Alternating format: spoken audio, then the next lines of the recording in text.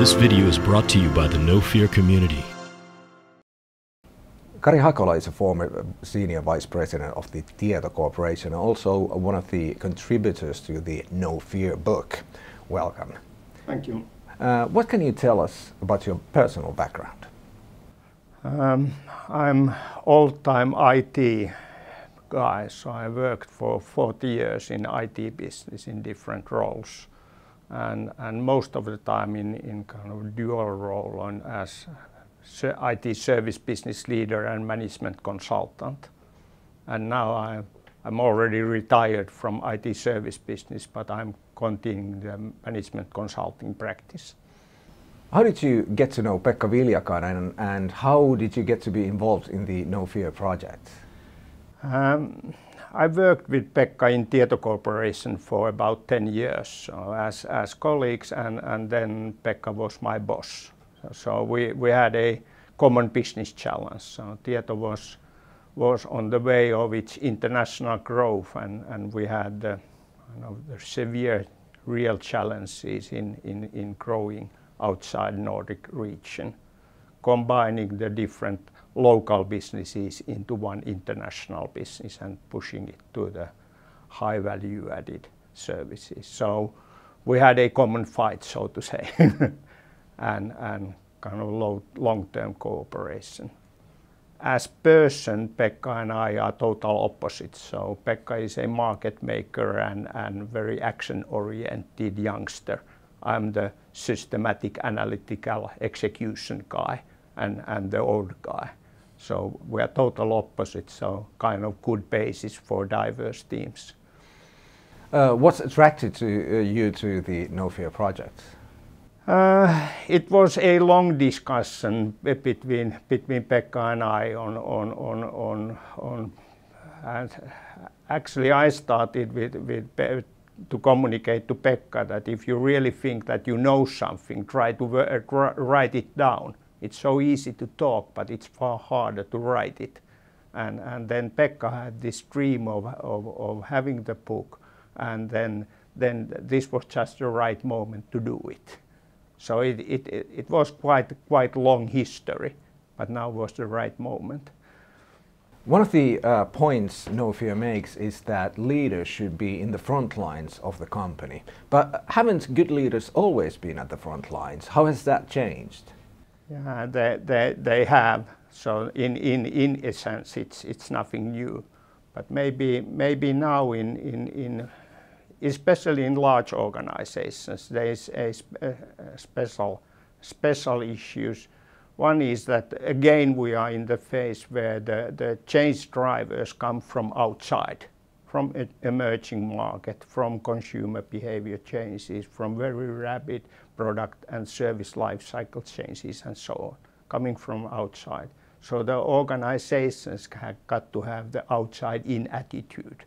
And it's not real if every person in the organization isn't in the edge of the company. So they got to be on the kind of the outside edges. But what should the people who are on the edges, what should they do there? Basically, it's the basic issue is simple. So you got to use your strengths.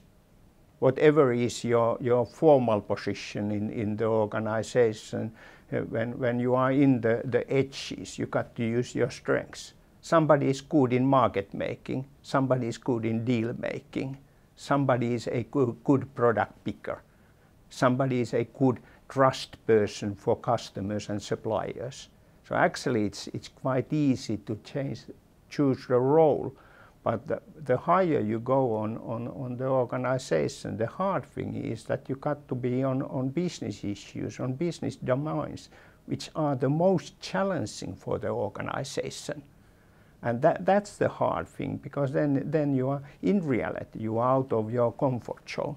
You are doing something which you doesn't really know how to do it. And it's so human to try to stay on your comfort zone. So actually the role isn't so challenging, but the outside the comfort zone movements always are. It hurts. One of the most limited resources for leaders is time, which means they cannot always be at the front lines even if they wanted to. So how can leaders prioritize their time to really have the best effects on the front lines? It's hard limit, and certainly as a warrior, the real frontline actors, there ain't so many opportunities for top executives. But the higher you are in the organization, the important issue is the snowball effect which you create. When you are in the front line, you build a role model for others. and then you have the street credibility to demand from others, because anyway the basic issue in leadership is to set high demands, but you got to have the street credibility to demand. So I think this snowball effect is actually more important, but you can't create it if you are not, in some instances, if you are not acting as a warrior. And then in knowledge economy, in knowledge-based businesses, and most of the businesses turn into knowledge-based businesses, the people development is the key issue. And the business leaders got to take the personal responsibility and personal role in people development. They can't delegate it. So if you combine this setting the demands and people development, you can create very big snowball effects. What is the most important lesson regarding people developments you can give to business leaders in the age of the digital cowboy? Don't delegate it.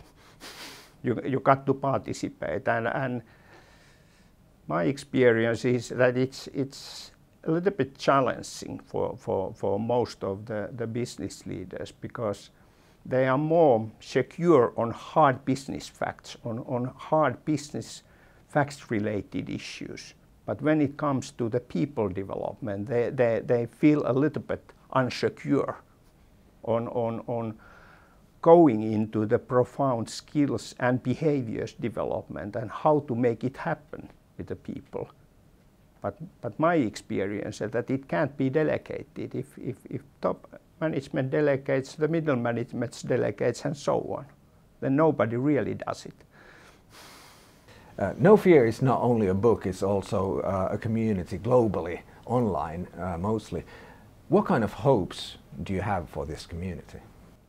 The basic hope is that we know that the content in the book can't be perfect. So it got to be evolving. So it's just a good start. So we should be able, in the community and around the community, get interactions going on to develop the content, to make the real impact. Now it's just an opinion of few guys.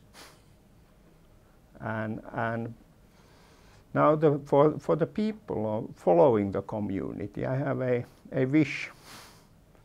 And the wish is that the No Fear is the core of No Fear is how to leverage the real potential of digital cowboys.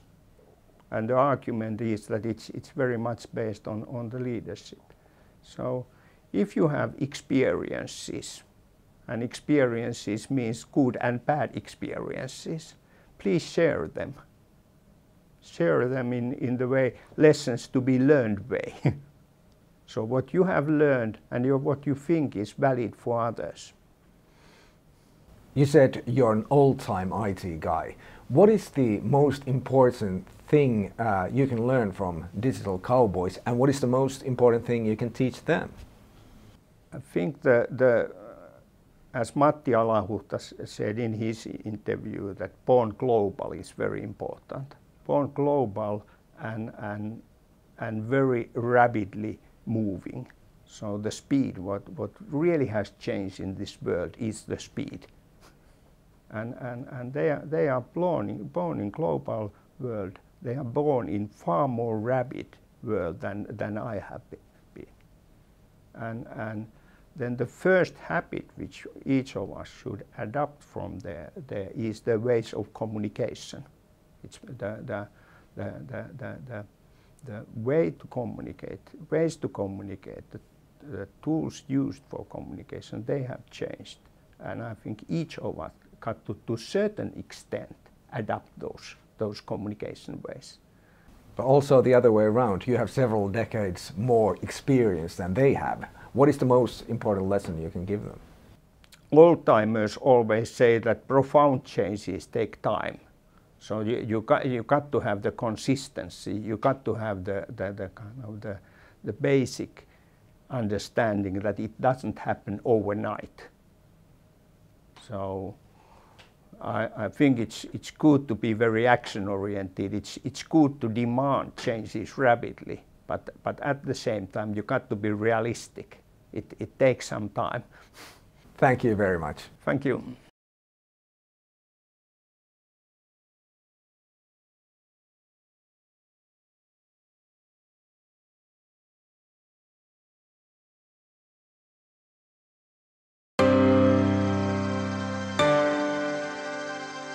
This video is brought to you by the No Fear community.